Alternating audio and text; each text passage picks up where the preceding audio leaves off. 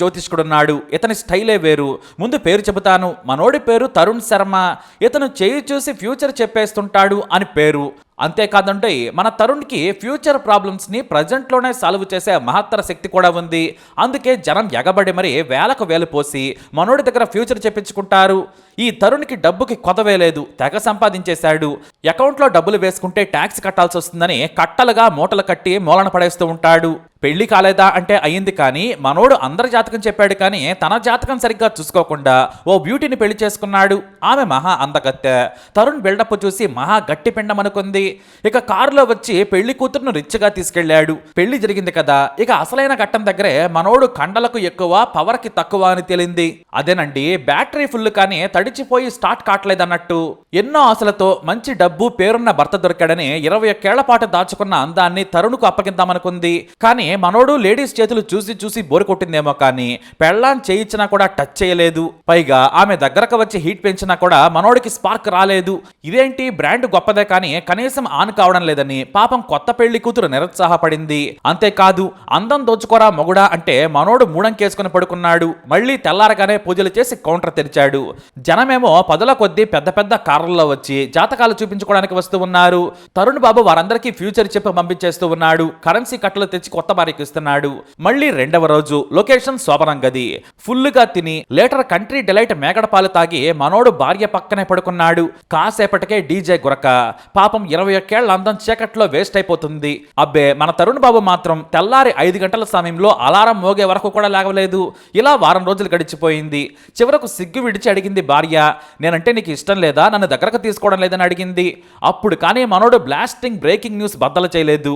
నాకు లేడీస్ని చూస్తే ముడు రాదు, మగాళ్ళు కావాలి, పవర్ ఓకే కానీ బ్యాటరీ ప్లగ్ డిఫరెంట్ అన్నాడు. అదేంటి అంటే నాది మేల్ ప్లగ్ అన్నాడు. ఒక్కసారిగా కంగు తింది భార్య.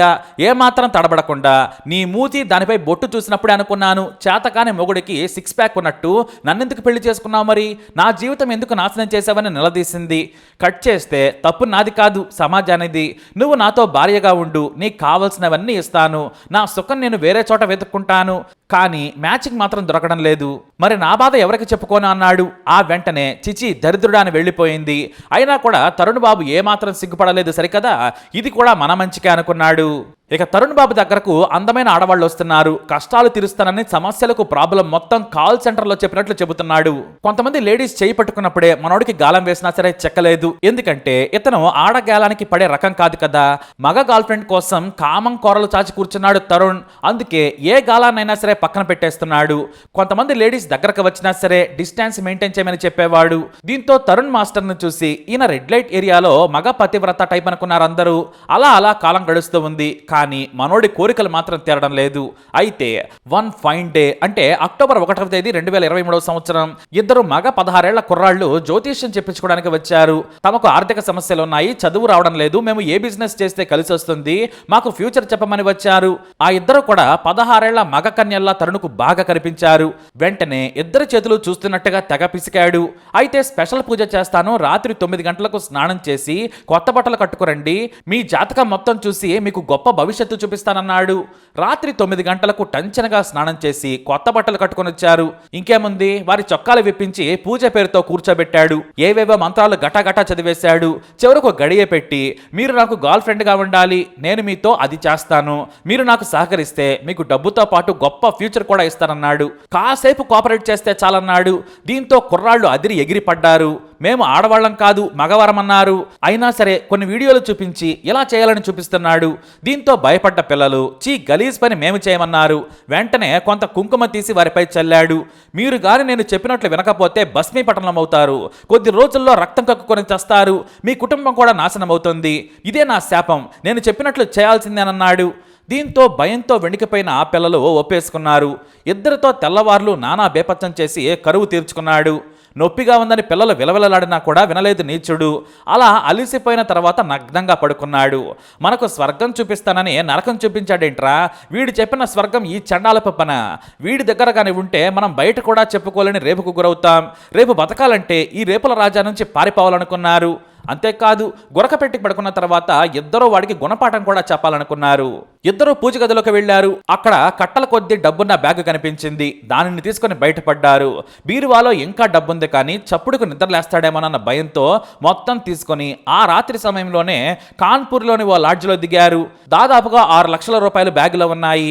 ఇక నగ్న తరుణ్ తెల్లారి లేచి తన దిగంబర దృశ్యం చూసుకోలేక బట్టలు కట్టుకున్నాడు. తన 16 ఏళ్ల పడుచు ప్రియురాళ్లు లేరని చుట్టూ చూశాడు.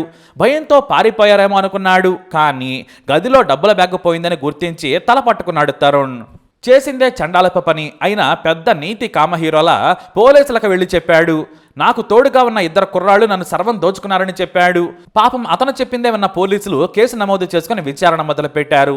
ఎందుకంటే ఈ తరుణ్ శర్మ పెద్ద పేరున్న జ్యోతిష్కుడు, కానీ పెద్ద గేకం కామన్ శర్మ అని పోలీసులకు తెలియదు. అయితే అదే రోజు కాన్పూర్ లోకల్లో ఓ ఇన్స్టారీల్ వైరల్ గా మారింది. అదేంటంటే 2 కుర్రాళ్ళు హోటల్లోని బెడ్ పై నోట్ల కట్టలను పడేసి సరదాగా వీడియోలు తీసుకున్నారు. అంతేకాదు ఆ డబ్బు ఎక్కడిదో తెలుసా? ఓ వెధవ జ్యోతిష్కుడిది. వాడి బతుకు తెలిస్తే మొహం మీద ఉమ్మేస్తారని వీడియో కూడా చేశారు. అది కాస్త పోలీసుల వరకు వెళ్లడంతో ఆ తరుణ్ శర్మ బాపత్తు యంగు కుర్రాళ్ళు వీరే అనుకుని వారిని ట్రేస్ చేసి అరెస్ట్ చేశారు. ఏమైందిరా బాబు, ఇంత చిన్న వయసులో దొంగతనం ఎందుకు చేశారని పోలీసులు అడిగారు. సార్, మేం దొంగలం కాదు, దొంగతనం చేసింది కూడా మేం కాదు. ఆ బాబాగాడే మా యవ్వనాన్ని శీలాన్ని దొంగిలించేశాడు. రాత్రి మొదలుపెట్టి తెల్లవార్లు ఆ కామాంధుడు చేసిన బేకార్ పని చెప్పి కన్నీళ్లు పెట్టుకున్నారు ఆ కుర్రాళ్ళు. దీంతో ఆ సదర స్వామిని పోలీసులు అరెస్ట్ చేసి విచారణ చేయగా, ఛీ, నాకు అలాంటిదేమీ తెలియదు, నేను గేని కాదన్నాడు. కానీ ఆ మైనర్లకు వైద్య పరీక్ష చేయించగా నిజంగానే రేపు గురయ్యారని తేలింది. అంతేకాదు ఈ సదరు నీచ్ కమినే జ్యోతిష్యుడి వీర్యం కూడా ఆ కుర్రాళ్ళ బట్టల మీద ఉందని గుర్తించి టెస్టులకు పంపారు. ఇంకేముంది, ఏకంగా పోక్సో కేసు పెట్టి పోసుకునే వరకు తన్ని జైల్లో పడేశారు. అలా దాచుకున్న కామాన్ని ఓవర్ నైట్ లో అమాయకపు పిల్లలను బెదిరించి తీర్చుకున్న ఈ తరుణ్ ఇప్పుడు జైల్లో కామాన్ని అణుచుకొని తనకు తాను ఎందుకు ఫ్యూచర్ చూసుకోలేకపోయానా అని మరుగుదొడ్లు కడుగుతూ ఏడుస్తున్నాడు. అప్పుడు బంగారం లాంటి భవిష్యత్తు ఉన్న అమ్మాయి జీవితాన్ని నాశనం చేసి ఇప్పుడు కుర్రాళ్లకు జీవితమంతా మానసిక వేదన మిగిల్చాడు ఈ కామాస్ట్రాలజర్. ఇక మనోడు లైఫ్ మొత్తం జైల్లోనే. ఇది తరుణ్ బాబు చరిత్ర. మరి ఈ స్టోరీపై మీ అభిప్రాయాన్ని కమెంట్ ద్వారా తెలియజేయండి. ఈ వీడియో అప్డేట్స్ కోసం మై ఛానల్ ఫాలో అవ్వండి. అలాగే తప్పకుండా సబ్స్క్రైబ్ చేసుకోండి.